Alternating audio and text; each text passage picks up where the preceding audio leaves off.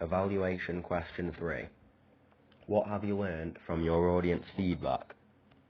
Throughout my A2 coursework I've received lots of feedback. This has came via 6 main stages: initial ideas and final idea, shooting script, first cut, final cut, ancillary products draft, and the final outcome of the ancillary products. We received feedback so often because we wanted to constantly check we were on the right lines and making a product people would enjoy. People mainly commented on what they liked, what they didn't like, and possible improvements that could be made. I collected feedback in a variety of ways.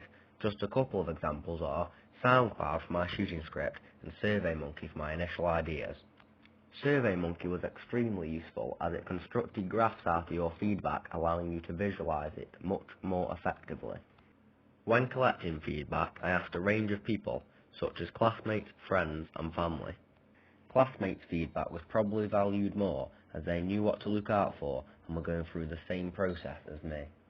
Consequently, this led to some feedback being used, some feedback being developed, and some feedback being challenged.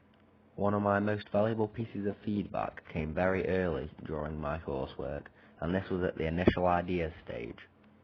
I had narrowed down my initial ideas to 2 songs, Ghost Culture's Answer and Ashta Command's Into Dust.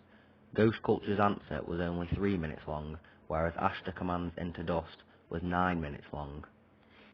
I was heavily advised by my classmates to avoid the 9-minute song, and in hindsight, this was the correct decision.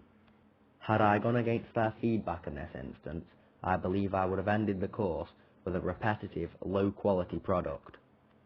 This shows how important and influential audience feedback can be. Another very important piece of feedback I received was after I showed my fellow classmates my first cut. I tried to implement a rather complex narrative about mental illness in my music video. Consequently, I needed to know whether the audience of my product understood this. The answer to this question was very important, as it determined whether me and Tristan would need to film more shots or even steer the narrative in a completely different direction. Thankfully, the majority of the audience did understand the narrative, meaning I could carry on developing the product as I originally planned. The product that had the most divided feedback on was the magazine advert. I and Tristan were going for a simplistic look, with dull colours, as this fits in with the conventions of the genre of electronic music. However, some members of my class suggested this was too bland, whereas others agreed with mine and Tristan's viewpoint. In the end, we decided to stick to our original idea and challenge the viewpoints of some of our classmates. This is because they did not realise it was conventional of the genre at the time.